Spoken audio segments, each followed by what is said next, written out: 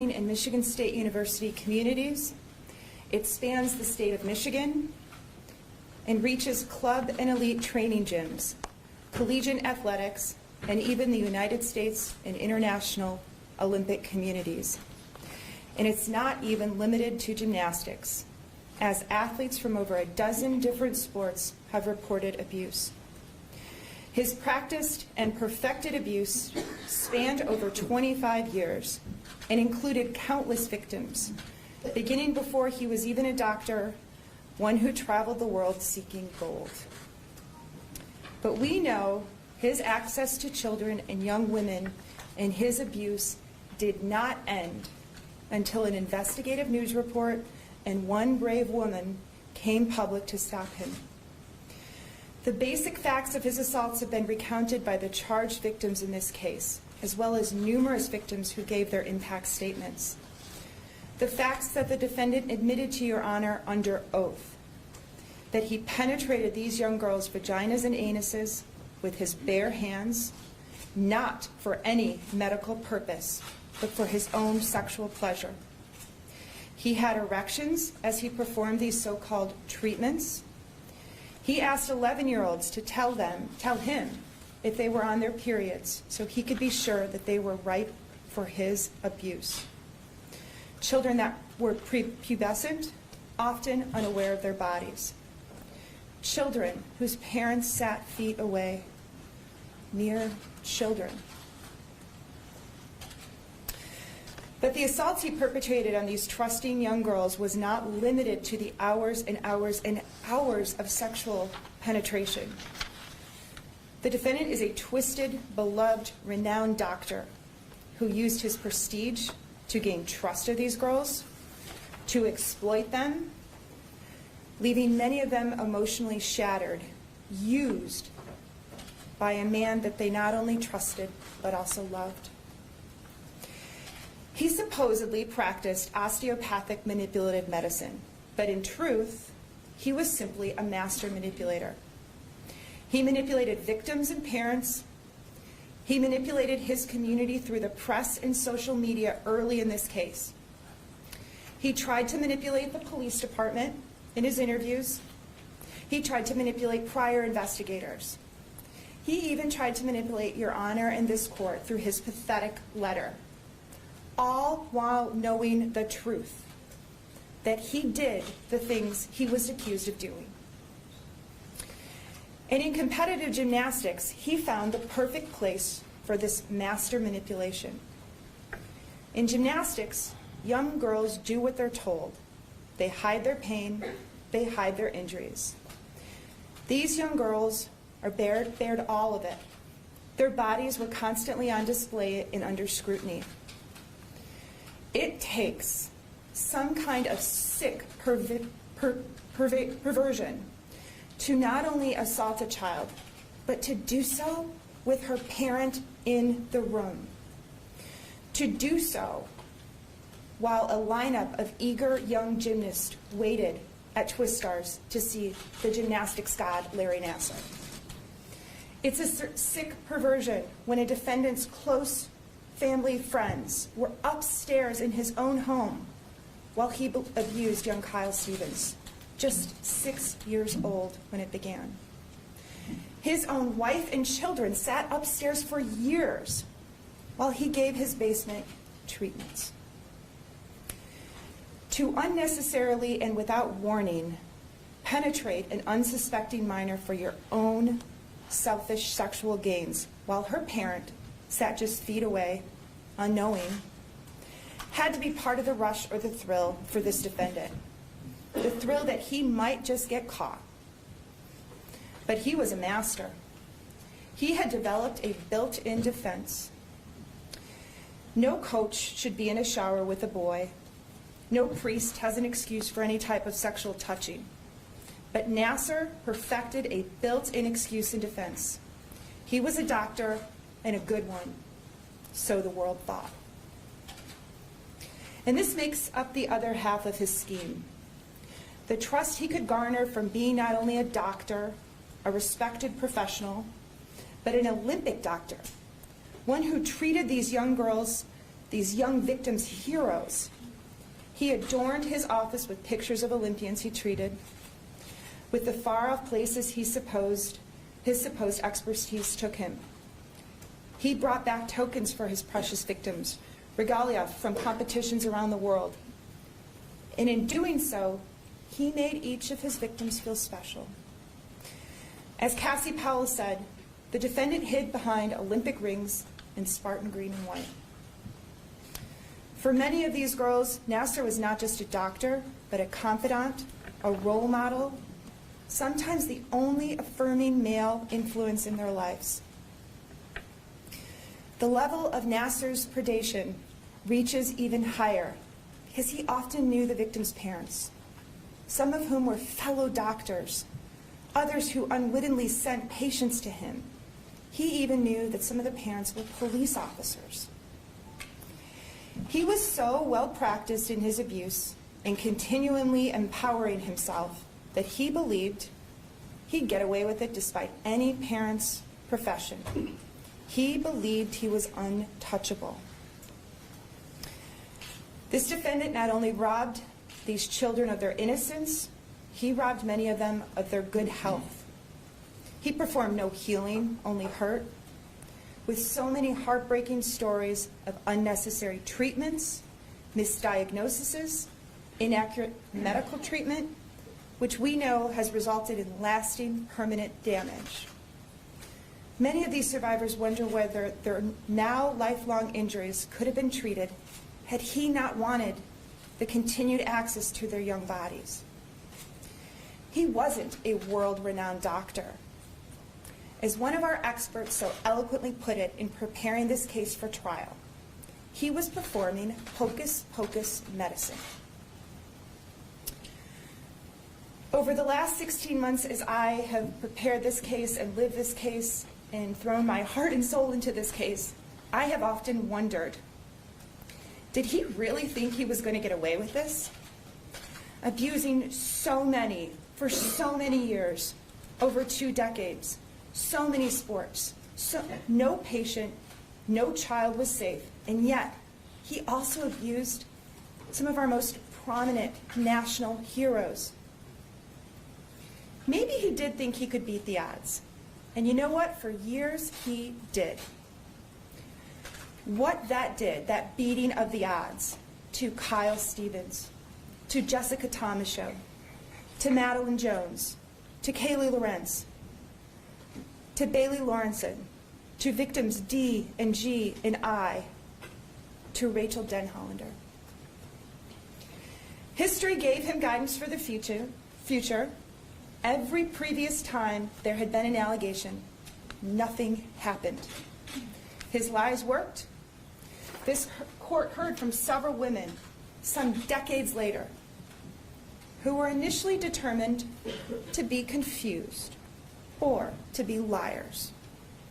He was believed over these children: Larissa Boyce, Tiffany Thomas, Breanne Randall, Amanda Tomashow. Sometimes 4, 14, and 20 years have passed since those brave women told someone. You saw and heard firsthand. To know your truth, to be called a liar by not only your abuser, but to also not be believed by other trusting adults, what does that do to a person? Adults who were supposed to protect you and could have made it stop and could have prevented others from the same fate. What does that do to a child? We saw firsthand what it does. And with each time he got away, he was empowered to continue and perfect and abuse even more. It should not take finding a collection of 37,000 vile and disgusting images to believe these women and girls. It shouldn't take investigative journalists to expose predators. It should not take one brave woman put in the unenviable position and choice to go public with her name and be the only public person for months. But thank God we have these journalists. and that they expose this truth and that they continue to cover this story. Thank God Rachel Denholler made that first contact with the reporter and decided to allow them to publish her name. How many times have we heard that without those stories and Rachel, victims would not have reported, they would not be here to speak this week to expose what truly happened all these years behind those doors and under that towel. We have all learned a few lessons from this case and these past 7 days of powerful testimony. As I reflect back an entire semester of a college class in sexual abuse, grooming behaviors, why victims delay, and predatory behavior has played out these past week and a half. But as we look back on this case in the last 7 days, I'm struck by a number of observations. What does it say about our society that victims of sexual abuse have to hide their pain for years when they did nothing wrong? What does it say about our society when victims do come forward and they are automatically met with skepticism and doubt, treated as liars until proven true? What do we take away from this? These have been important narratives to hear and witness and listen to. They will be the words that burn down cultural stereotypes and cultural myths. And I have a few takeaways and lessons I hope anyone watching these past 7 days has learned and will take away with them. The first is that we must start by believing. Other adults must start by believing when children and young people report abuse, regardless of who the perpetrator is, no matter his education, his position, the respect he commands, or the awards and adorations he has received. Research shows that false allegations are slim, that most perpetrators are serial offenders, and that how a victim, especially a child, is treated when they disclose, if they are believed and supported and not blamed, can affect their well-being for years, can support better outcomes within the criminal justice system, and can protect other victims. Yet, even after the first day and the conclusion of the first week, it was brought to my attention by many involved in this case that there are still people in this very community, and elsewhere, I imagine, who are saying that these women were all in it for the money or the attention. Are you kidding me? After 150 heart-wrenching, raw, graphic, visceral impact statements, how can anyone still believe that? Even to this day, even as this historic sentencing hearing is broadcast around the globe, there are still likely people who doubt. Perhaps those 2,000 folks who voted for this defendant as school board member. Perhaps the many petition writers we are aware of who included doctors and trainers and athletes and lawyers who spared nothing to come to the defense of this defendant over 16 months ago and continued to defend him for months, even after he had been charged with Kyle Stevens' abuse. I hope and pray that they're watching, that they're listening, and that they have learned their lesson. The second lesson I take away, and I hope others do, is that anyone can be a perpetrator. Anyone can be a serial sexual abuser. This defendant stole, cheated, and lied. He stole these victims' innocence. He lied about his behavior, and he cheated parents and the community and the world of the trust they held in doctors, prominent physicians, and prominent community members. Experts teach on this issue. Russell Strand, a retired Army criminal investigator, teaches on offender dynamics and behavior. Strand talks about how abusers have 3 personas. The first is the public one for all to see. The second is the uninhabited persona, what you only let others close to you see. And we all have those 2 personas. But the third persona is the hidden and secret one. It's hidden in the mind and the eyes and the beliefs of the perpetrator. and that persona is often hidden well. Serial child molesters hide among us. We know that this defendant had a good persona, a good public persona at least. He was the good guy, the goofy guy, the Olympic doctor, the medical school professor, the gymnastics god. He was a religious and pious man, a father, a husband, a friend, a school board candidate, a man of honor and passion, so kind and giving and always approachable. He never charged for his services, and he saw patients basically anywhere. But we know without a doubt after this 7 days what we on this team had known for 16 months, that Nassar's third hidden persona, just as Strand discusses, that he is possibly the most prolific serial child sex abuser in history, a selfish child molester who spared no one.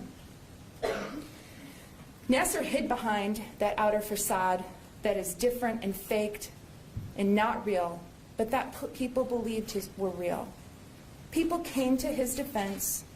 They believed that they were the man that he wanted them to see and not the monster hiding beneath. As a society, our response cannot be that he couldn't do this, or that I knew his character, I knew he wasn't capable of this kind of crime.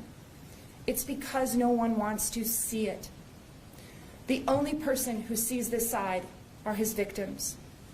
Then the perpetrator goes back, shows only what he wants the world to see. This is how he got away with this for so long and got people to believe him over the many, many, many victims who reported. Anyone can be an abuser.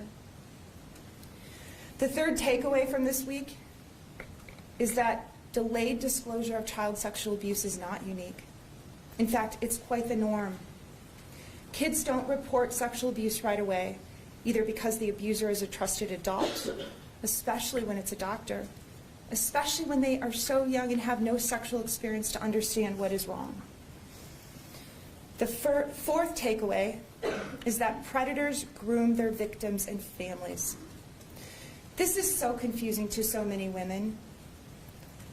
He was so nice. He gave them presents and trinkets and desserts. He broke rules for them, especially when you contrast his behavior and relationship to the harsh and cruel and abusive coaches that these girls were exposed to.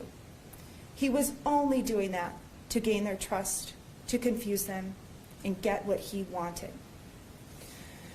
The fourth takeaway is we must teach our girls and boys to speak up. Kids are told to be respectful of adults. Girls and boys don't speak up. It is easier to put up with discomfort than cause waves. And when they are brave, nothing happens. We teach our girls and daughters to be too nice, to just ignore and put up with uncomfortable situations, to stay silent when they should be allowed to be heard. And we need to teach them to continue to speak up until someone listens and helps. The sixth takeaway from this week and a half is that police and prosecutors must take on hard cases, regardless of who the offender is. They cannot shy away from tough cases because of who the offender is or his position in the community. They cannot victim blame or wait until they have the perfect case. They cannot wait until they have dozens of victims who have come forward. Police and prosecutors must also start by believing, be victim-centered and offender-focused in their work. The final takeaway is that we as a society need investigative journalists more than ever. What finally started this reckoning and ended this decades-long cycle of abuse was investigative reporting. Without that first Indianapolis Star story in August of 2016, without the story where Rachel came forward publicly shortly thereafter, he would still be practicing medicine, treating athletes and abusing kids. Let that sink in for a minute. Right now, he would be at his office on Hagedorn and Hanna not far from this courtroom in the Michigan State University campus, abusing children, had it not been for the investigative reporters and Rachel who brought this case. We know federal law enforcement did not stop him, nor did trainers or coaches or deans or medical supervisors. Victim disclosures to adults didn't stop him. Reporters began the story, and excellent, victim-centered, offender-focused police and prosecutors grabbed the baton and brought us here today. I am proud of the work of the Michigan State University Police Department and our team at the Attorney General's office. There is no more supportive police chief in this country than Chief Jim Dunlap. And our victims and the public are incredibly lucky to have their case investigated by arguably the best sex crimes detective in the country and her team. Detective Lieutenant Andrea Munford is not only a smart, dedicated, hardworking investigator, but she is also empathetic and compassionate. Our victims are also lucky to have the full and unwavering support of the Michigan Attorney General, Bill Schuette, who from day one of taking on this case has supported this prosecution fully. Our team is so proud of these young women for speaking. So many have shared their story in name and face, and they should feel no shame because they did nothing wrong. He did. It's worth remembering once again that it was one woman who came public first. And when she did, she was ridiculed.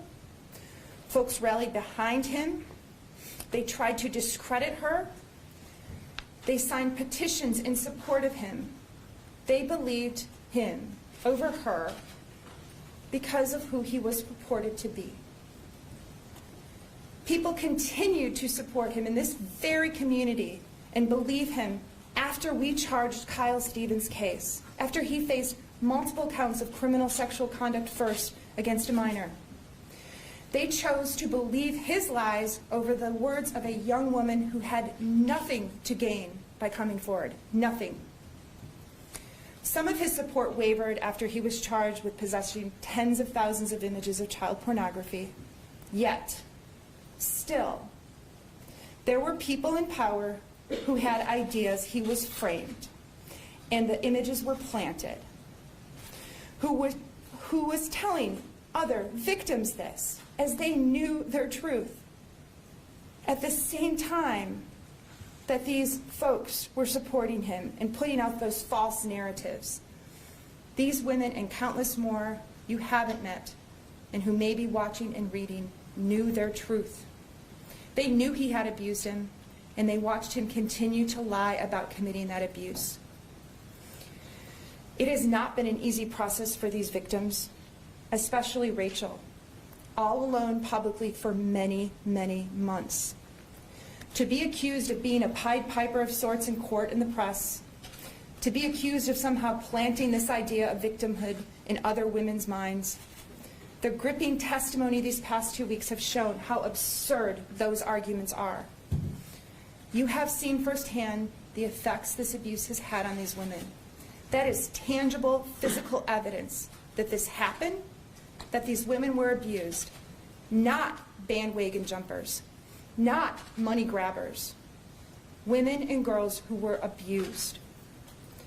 For victims to realize years and decades later that they were in fact abused, sometimes hundreds of times, when they really thought they were receiving legitimate treatment, it shifts their equilibrium.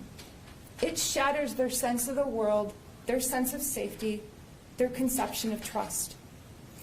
It has caused them to question what they believe and know, and that has lasting consequences. Unlike any other crime that comes before you, Judge Aquilina, sexual abuse and assault so deeply affects and alters victims' lives. It seeps and oozes and permeates into every pore and crevice of a victim's life. It can alter their life's trajectory. We've seen that time and time again this week when we've heard of mention of depression and anxiety and panic attacks, suicidal thoughts, self-medication, self-harm, question of self-worth, And even when we heard from Donna Markman some 7 days ago about the suicide of Chelsea. Nassar sentenced these little girls and other little girls to lives in prison by fear and doubt. The courage it takes to overcome so many little obstacles to try and right your world and just live normal daily life again is immeasurable. They had to overcome these obstacles on a daily basis for the rest of their lives. His sexual abuse turned their world upside down and inside out. But this process of support in this courtroom and the community helps bring healing. Your Honor, I wholeheartedly want to thank you and your staff for graciously allowing each victim to be heard. When we fashioned a sentence agreement allowing for the reported victims to speak, which at that point was in the neighborhood of 120 victims, survivors, we wanted all to feel involved in this process and to have their voice heard. What we have witnessed here in this courtroom exceeded even my wildest dream. What we have witnessed here is unprecedented, but hopefully not the last time that victims will be heard in this manner. The compassion and empathy that you have shown these women, the support and encouraging words you have given each one, coupled with what I know is the belief that they and their stories matter, will be remembered by all long after this case is over.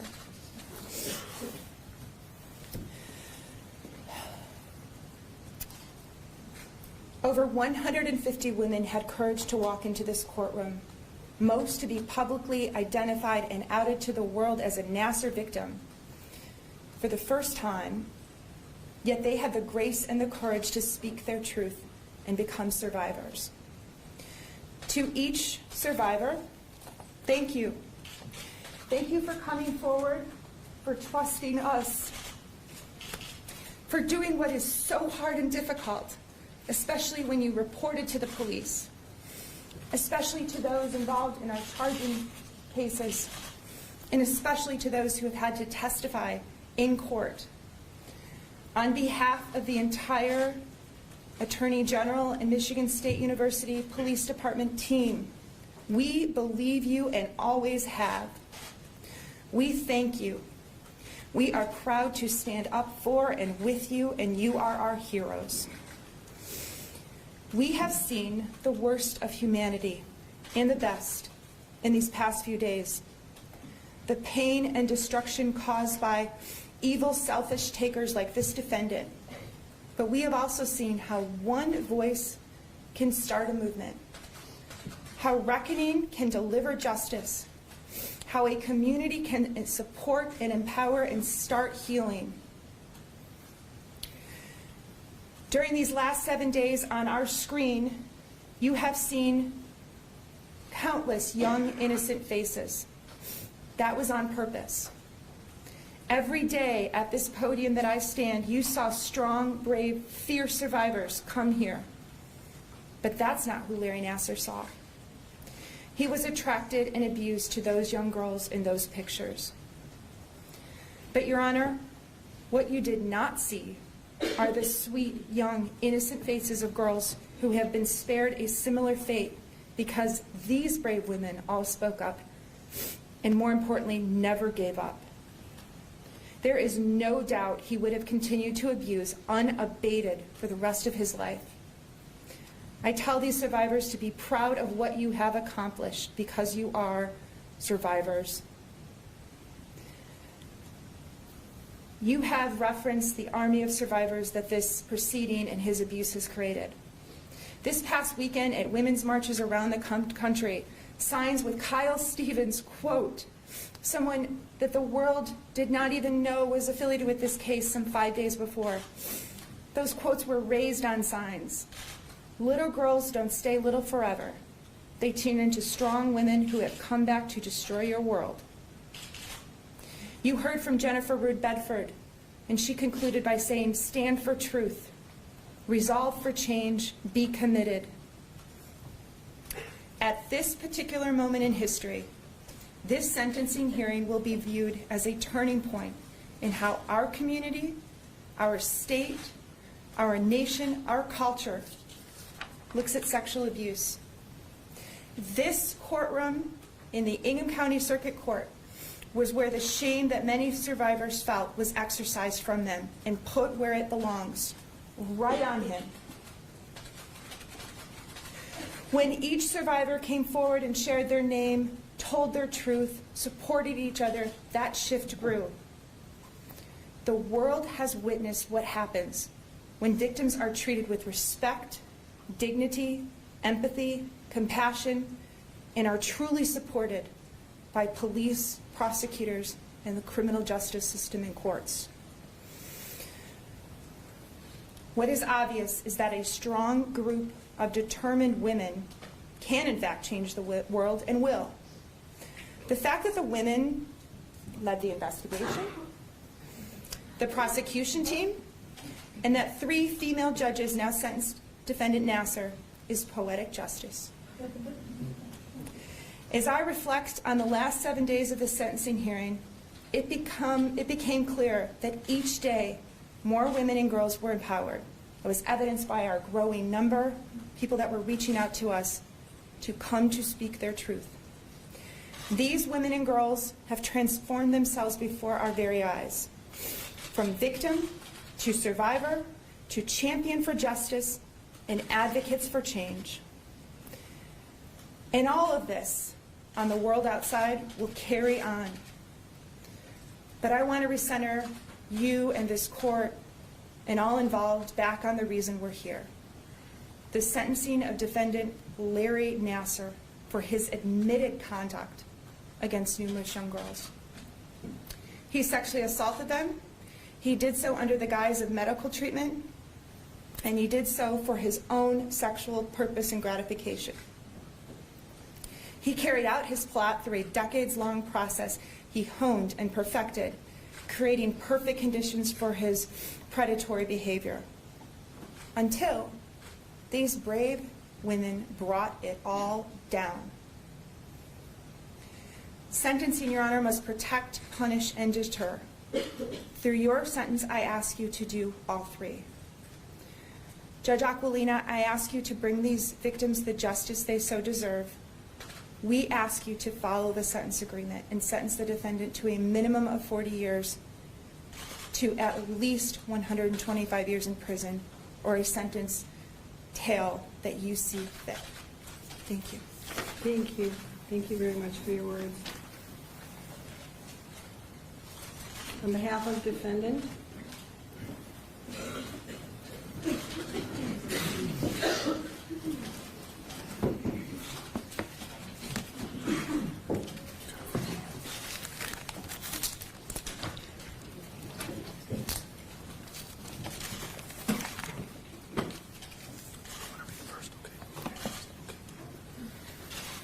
Your Honor, I prepared some remarks today. My client prepared some remarks that he's going to be reading to the court. But I want to start off on some remarks that I have not prepared. This court has provided a foundation for our country to watch our judicial system as it's happening and unfolding. We have a Constitution in place. We learn about the Constitution when we go to law school. Contrary to what the personal or the perception of Larry's legal team may be, we are all upholding the same document. He has an absolute right to his zealous advocacy. He's got an absolute right to a defense. He has an absolute right to be represented by counsel. And while some may disagree to the way that this case transpired, the conduct of counsel, this is what our Constitution permits. And I can tell you and anybody else listening that unequivocally I would be standing next to this man for every trial that he would hold, every sentencing that he would have, because that's what our Constitution requires. This is not about us. This is not about Larry. This is not about his legal team. This is about the victims that were before the court for the last 7 days. But I will tell you, the anger and hatred that they expounded on the court is something that Larry saw, we all saw, and we all heard. As we sat in the court this morning, we received an email from somebody who was anonymous that wished death upon our kids for standing next to the man and upholding a Constitution, a document and an oath that we took when we all went to law school. Whether you're a judge, a defense lawyer, or work for the government. We are doing our jobs. You are doing your job, and the government is doing their job. I would stand by the counsel that we have representing Dr. Nasser, and I would represent Larry again. Now, people ask us all the time if Larry's sorry for what he has done, and others ask what Larry is like, while some comment on how he's changed. I'll tell you that Larry is sorry for what he's done, but we realize that these words are completely inconsequential to those that are listening and fall woefully short of an adequate apology to fully address what has transpired. As adults, we understand there are consequences for our actions. Larry's actions have led to an unquantifiable amount of pain. As adults, we should be the only ones who feel pain for our own actions. Sadly, one of the many tragedies in this case is the pain that was articulated these past 7 days is not residing with Larry, but instead, and more significantly, it is felt by the 100+ women who have addressed him in court. He is sorry for the hurt that he has caused, and he is sorry to each and every one of the individuals who have come before your honor. But an apology is not going to be enough. Sometimes individuals can take solace that a small portion of the pain that someone has inflicted on others can be seen in their own appearance and personality. Although it pales in comparison to what we heard these past few days, Larry's soul is broken. He is the shell of a person that we all first met. He is reserved and soft-spoken. His tears are more frequent, and our conversations are more somber. As you all know, we sat with Larry these last few days and saw what he saw. He saw the pain, hurt, and anger on your faces. Your words will stay with him and leave an indelible mark on his soul for the remainder of his life. He realizes that what he is feeling is nothing compared to the pain and hurt all of his victims are feeling and were discussed in this courtroom today. I can assure you that your words have pierced his soul and softened his voice. That will never change. I know Larry wants to address the court as well. Sir, please raise your right hand. Do you swear or affirm the testimony you're about to provide will be the truth, whole truth, and nothing but the truth under penalty of perjury? Yes, Your Honor. Thank you. You need to come up right up to the podium, right to the microphone. What would you like me to know? It's just a short statement. Your words these past several days, your words, have had a significant emotional effect on myself and has shaken me to my core. I also recognize that what I am feeling pales in comparison to the pain, trauma, and emotional destruction that all of you are feeling. There are no words that can describe the depth and breadth of how sorry I am for what has occurred. An acceptable apology. Sir, you need to stay at the microphone or they can't hear you. An acceptable apology to all of you is impossible to write and convey. I will carry your words with me for the rest of my days.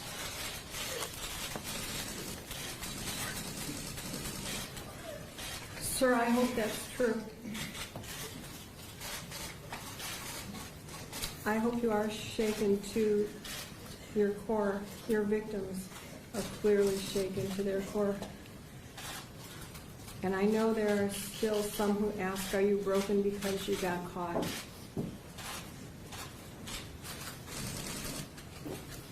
First, let me address counsel. I agree with your words in regard to no one should blame defense counsel, and vigilante crime is not tolerated. So I hope that no one will do anything untoward against counsel, their children, their families, their firms, their cars, whatever it is. That is crime. Crime plus crime solves absolutely nothing. Please respect their job. It's a difficult one. I know I've been in their shoes, and the Sixth Amendment does guarantee each defendant the right to counsel. Doesn't matter what the defendant has done, but they have the right to counsel. I also want to say, that being said, we also have the First Amendment. So you are all free to have your own opinions. And it's always a balancing act between the First Amendment, the Sixth Amendment, all of the due process and other amendments to the Constitution. They are all valuable in their own way. And that's why we have an organized and just society. And that's why we are here today, because this defendant has been brought to justice. Do not make it worse, please.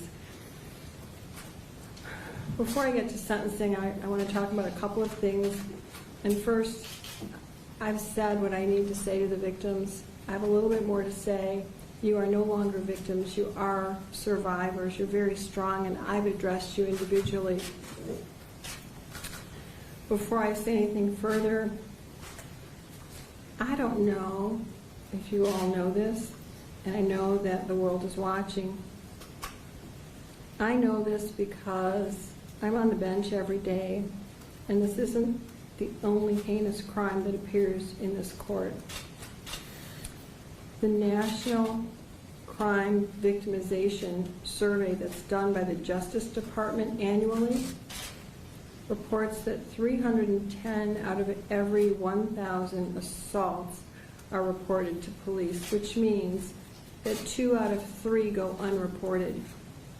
The voices of the survivors have asked everyone, report, keep your voice up.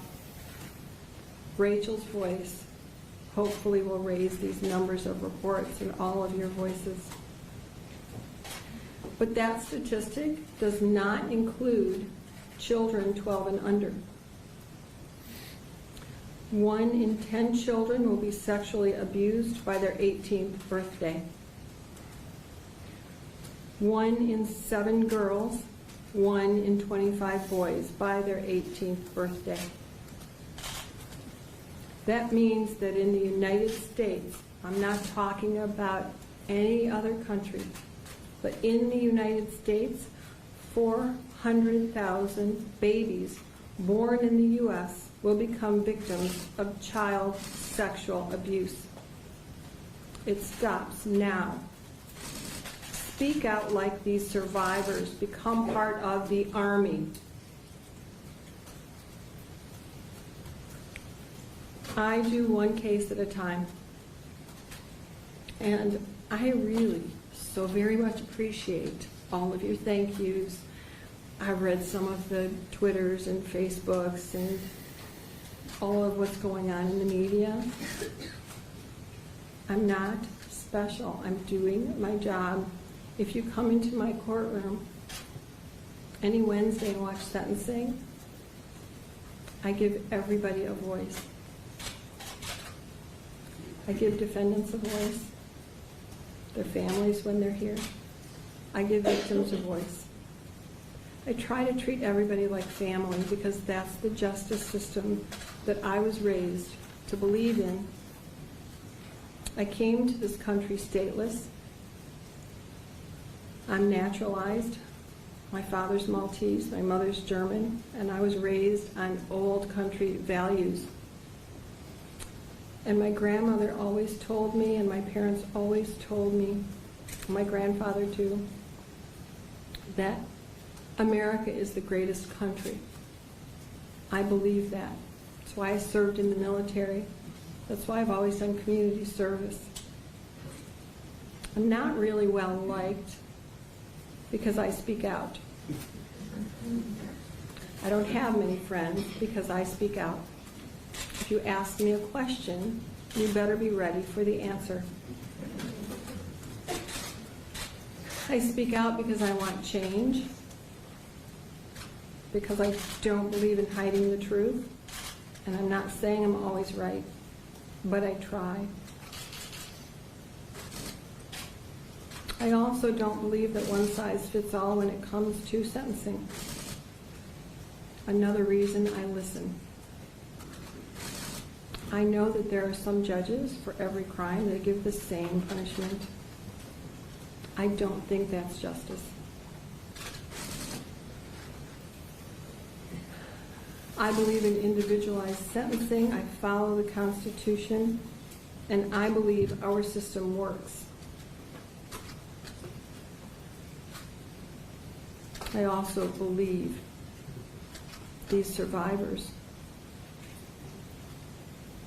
Now, there's case law about how I can consider what I can consider. And first and foremost, my sentence reflects the 7 in regard to who defendant pled to. But the remainder of you, the 161 others, add to the credibility of those 7. So technically, I'm considering everything, everyone, because your crime, all of your crimes, the depth of them have cut into the core of this community and many communities and all of the families and people we don't even know.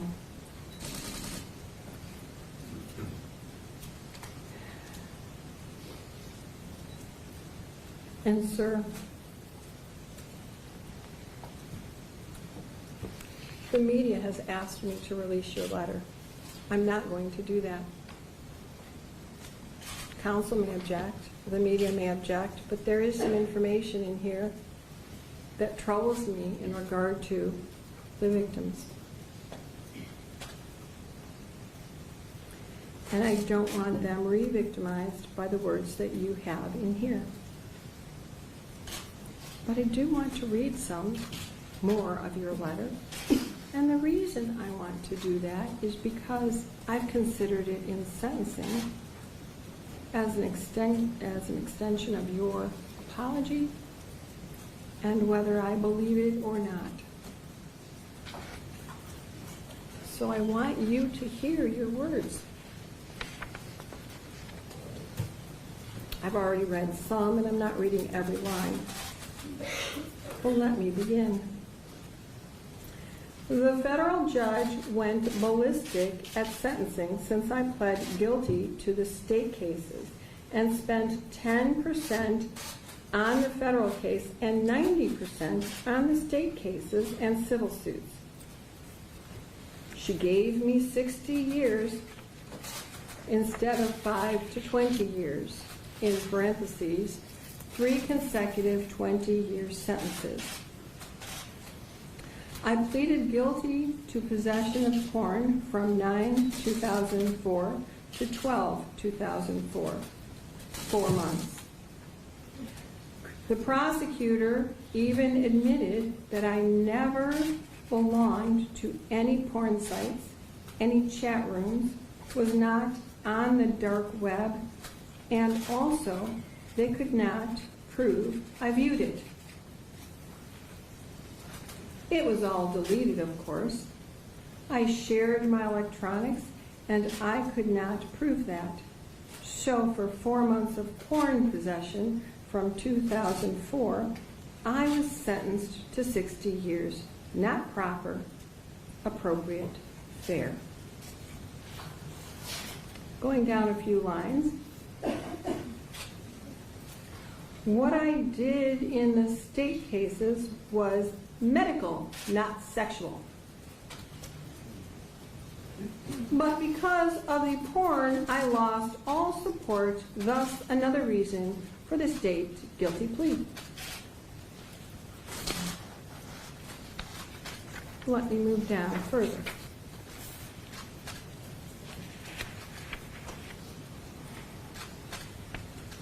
So I tried to avoid a trial to save the stress to this community, my family, the victims.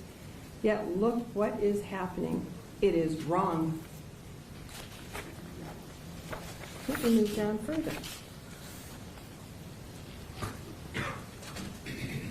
I was a good doctor because my treatments worked, and those patients that are now speaking out were the same ones that praised and came back over and over and referred family and friends to see me. The media convinced them that everything I did was wrong and bad. They feel I broke their trust. Hell hath no fury like a woman scorned. It is just a complete nightmare. The stories that are being fabricated to sensationalize this. Then the AG would only accept my plea if I said what I did was not medical and was for my own pleasure. They forced me to say that, or they were going to trial and not accepting the plea. I wanted to plead no contest, but the AG refused that. I was so manipulated by the AG and now Aquilina, and all I wanted was to minimize stress to everyone, like I wrote earlier. Going down a little bit further. In addition, with the federal case, my medical treatments with the Olympic/national team gymnastics were discussed as part of the plea. The FBI investigated them in 2015 and found nothing substantial because it was medical. Now they are seeking the media attention and financial reward.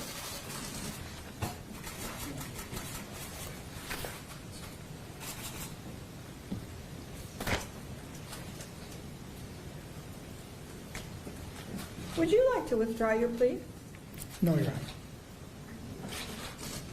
Because you are guilty, aren't you? Are you guilty, sir? I accept my plea, exactly.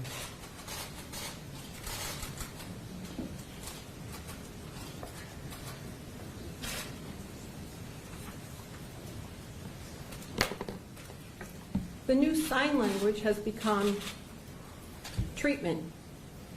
These quotes, these air quotes, I will never see them again without thinking of you and your despicable acts. I don't care how they're used, I will always think of quotes and the word treatment. It was not treatment, what you did. It was not medical. There is no medical evidence that was ever brought. When this case first came to me, and I've told you this, and I apologize to the Olympians and athletes, but I have 5 children, 2 dogs. My parents live with me. I work 4 jobs. I don't have much time for television. I don't watch sports. Although last year I was a soccer coach, much to the laughter of my family. I didn't know anything about you, your name, or anything that was going on.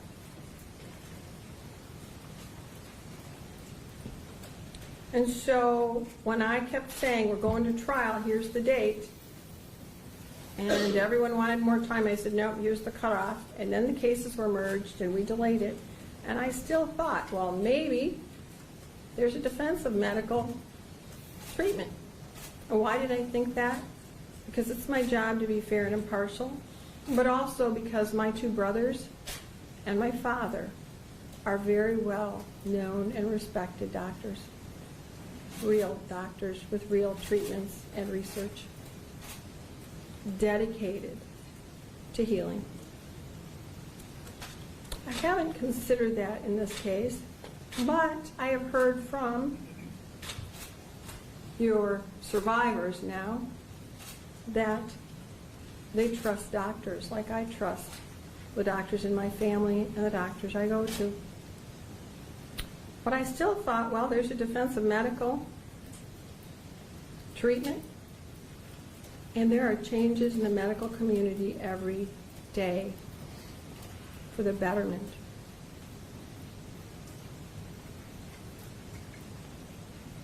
So up until the time you pled, I believed that maybe there was a defense here, despite the felony information. I was ready for trial. Your counsel was ready for trial.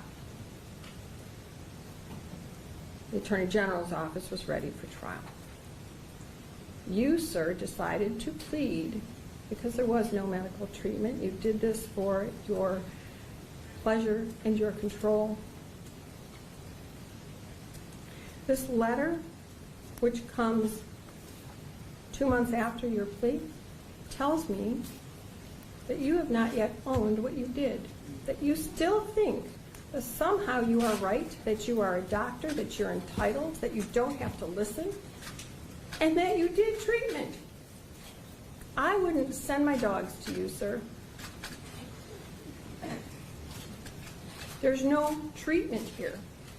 You finally told the truth.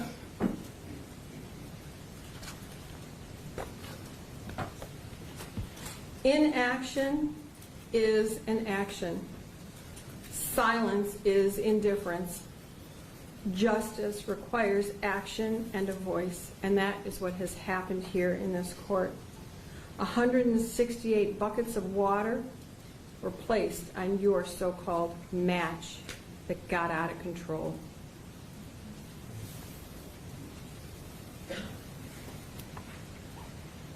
I also, like law enforcement, or like the Attorney General, want to thank law enforcement for their investigation, but I also want to be the voice on behalf of the survivors who asks law enforcement to continue their fine work and to also include the federal government. There has to be a massive investigation as to why there was inaction, why there was silence. Justice requires more than what I can do on this bench.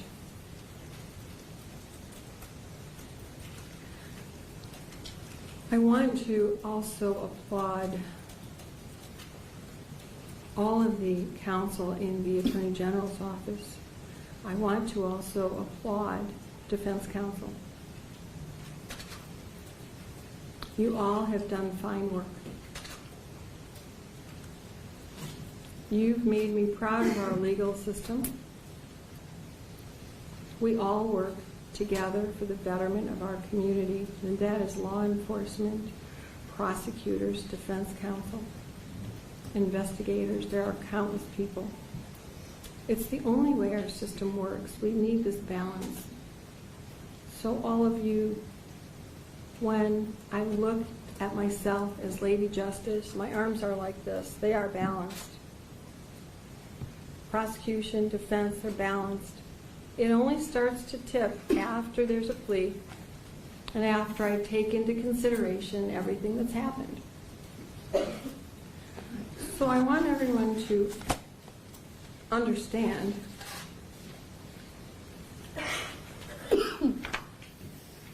I've also done my homework.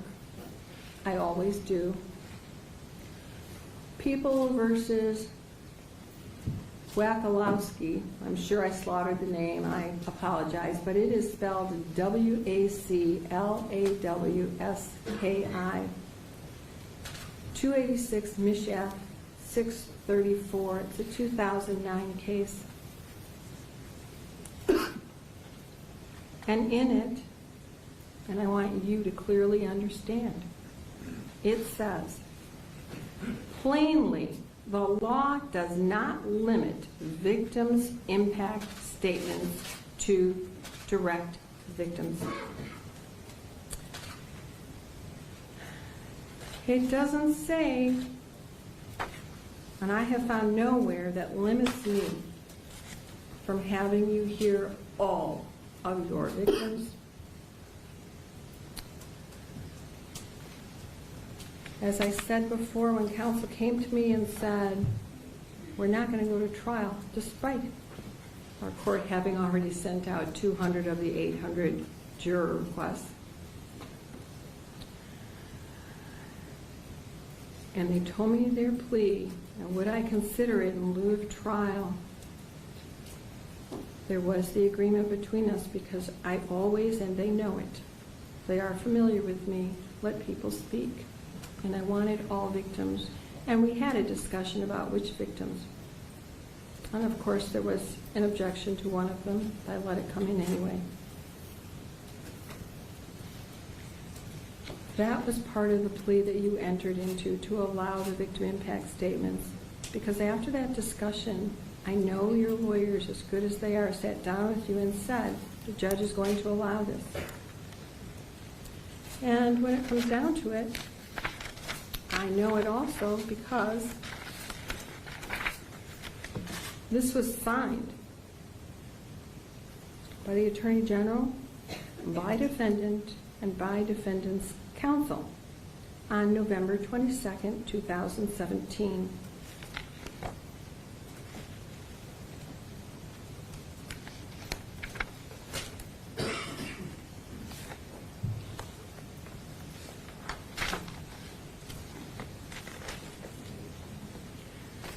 Aside from the letter that you wrote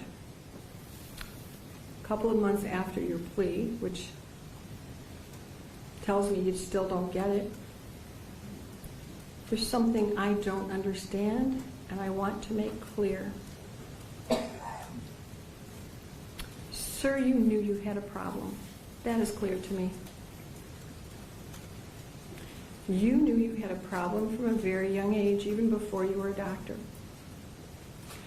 You could have taken yourself away from temptation, and you did not. But worse yet, there isn't a survivor who hasn't come in here and said how world-renowned you were. I trust what they say. You could have gone anywhere in the world to be treated.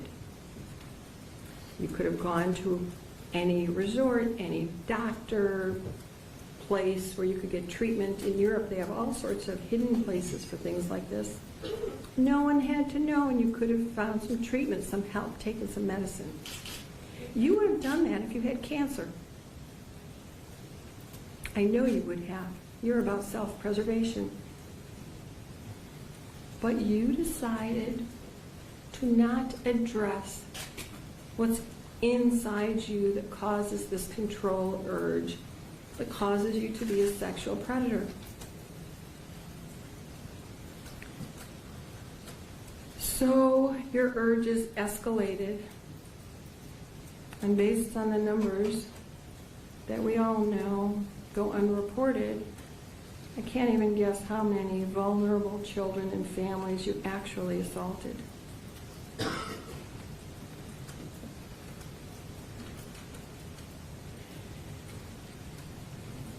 Your decision to assault was precise, calculated, manipulative, devious, despicable. I don't have to add words because your survivors have said all of that. I don't want to repeat it.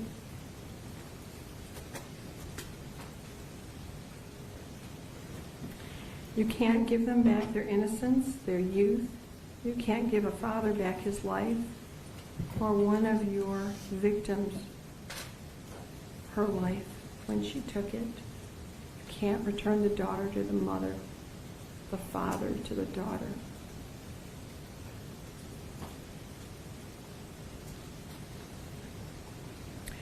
You played on everyone's vulnerability. I'm not vulnerable.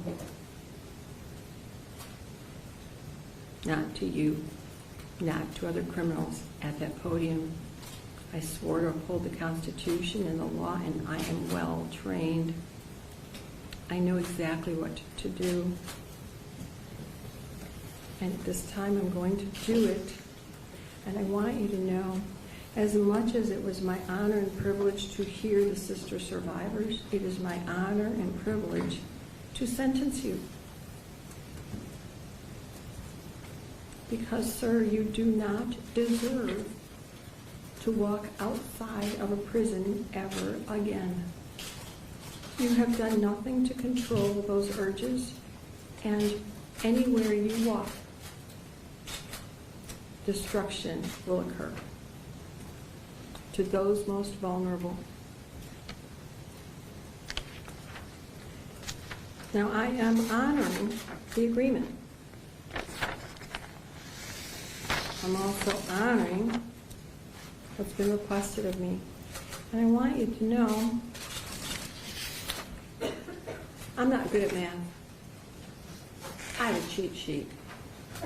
I'm only a lawyer. I know that you have a lot of education in physics and math, but I have a cheat sheet.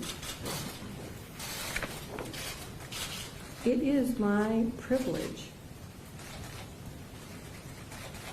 on counts 1, 2, 5, 8, 10, and 18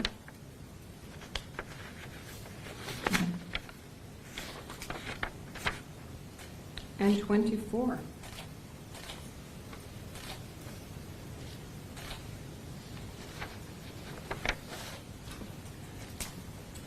To sentence you to 40 years. And when I look at my cheat sheet, 40 years, just so you know and you can count it off your calendar, is 480 months. The tail end, because I need to send a message to the parole board in the event somehow God is gracious, and I know He is,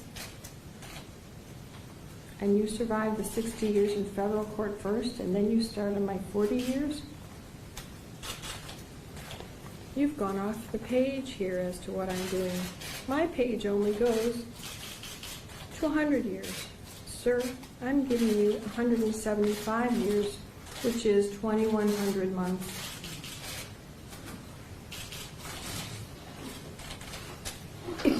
I just signed your death warrant.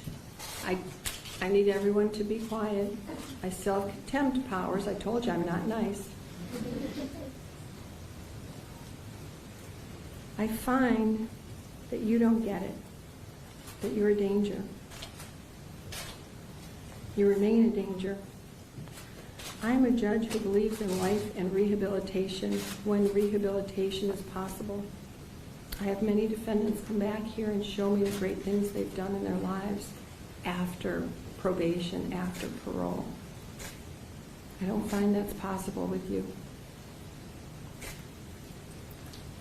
So you will receive jail credit on counts 1, 2, 5, 8, 10, and 18 of 369 days.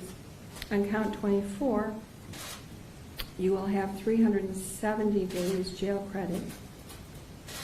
If you are ever out, which is doubtful, you would be required to register with the Michigan Sex Offenders Registration Act, complying with all of the requirements of that act, in addition to global position monitoring system. You would wear a GPS.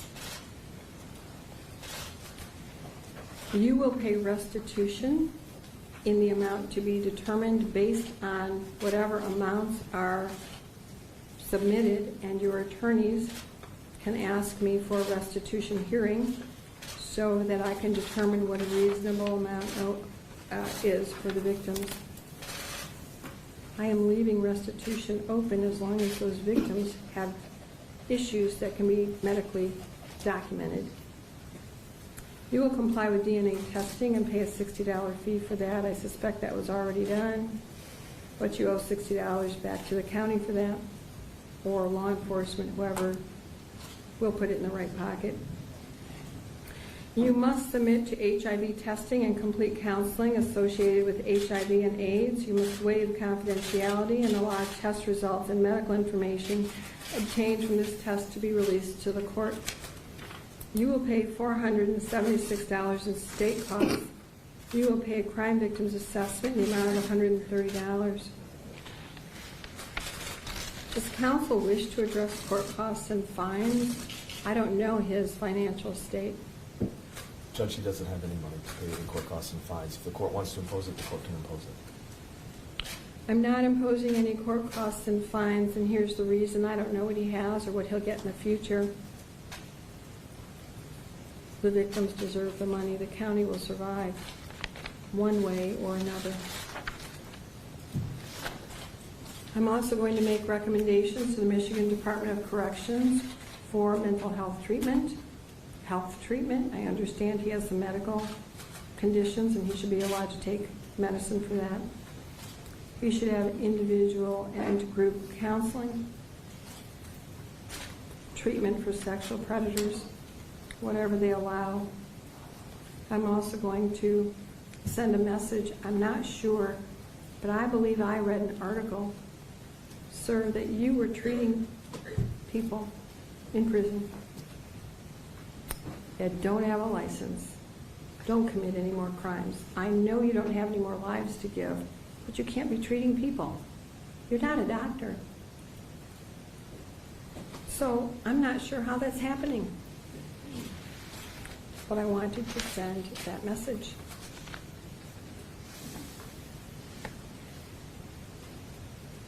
You have 21 days to appeal, 10 days to request court-appointed counsel. Do you acknowledge receipt of your appellate rights? Your Honor, I've got the notice of right to appeal, and I'm providing it to my client now. Do you acknowledge it? Yes, Your Honor. Thank you. Well, let me just say to the media, again, I'm just doing my job. I know you all want to talk to me. My secretary has informed me that I have a growing stack of requests from print media, from television, from magazines, from around the world, literally. This story is not about me. It never was about me. I hope I've opened some doors, but you see, I'm a little stupid because I thought everybody did what I did.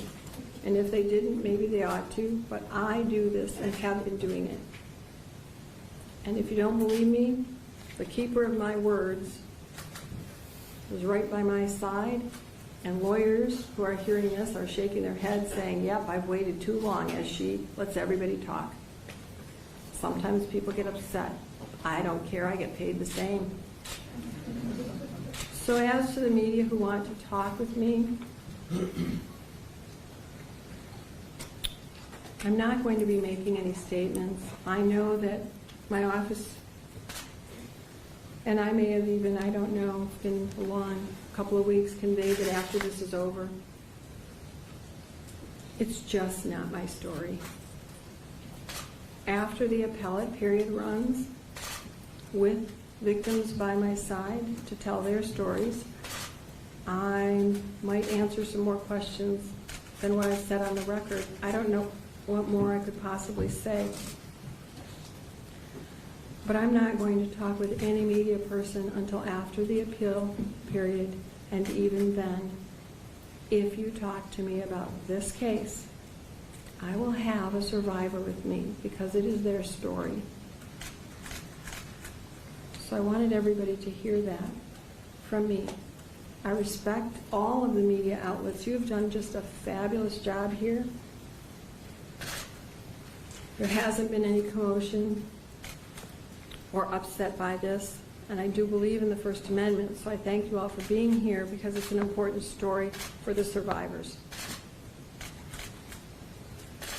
As to today, I know that there are a lot of survivors, family members, husbands, friends, a lot of people in the courtroom.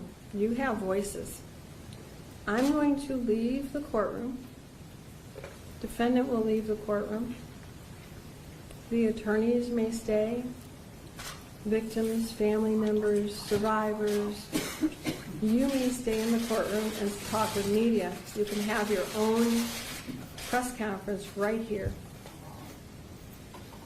Spur of the moment sometimes works out the best, doesn't it? Again, I won't make a statement until after the appeal period. And again, if there's any survivor then who, at that point, if somebody wants to talk to me, I'm sure you'll be moved on to another story, but if you're not, please give your names to the victim's advocate so that I can contact you, because please, media, do not contact me on this story without a survivor. It's their story. I thank everybody in this case. Sir, I hope somewhere you have heard everybody's words, and it really does resonate with you. Anything else for the record?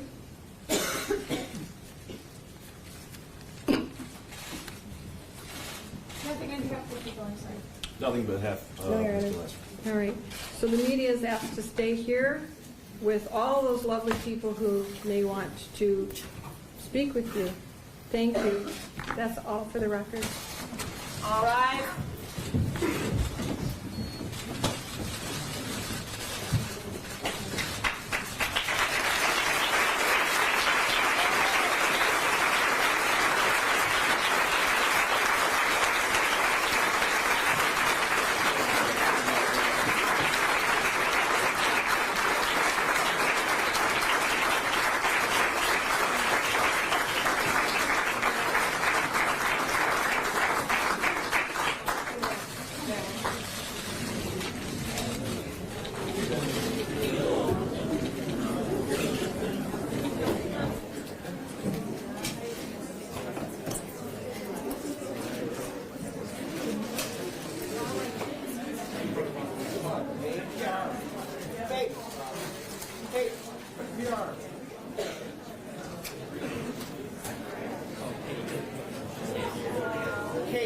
They're all yelling at me.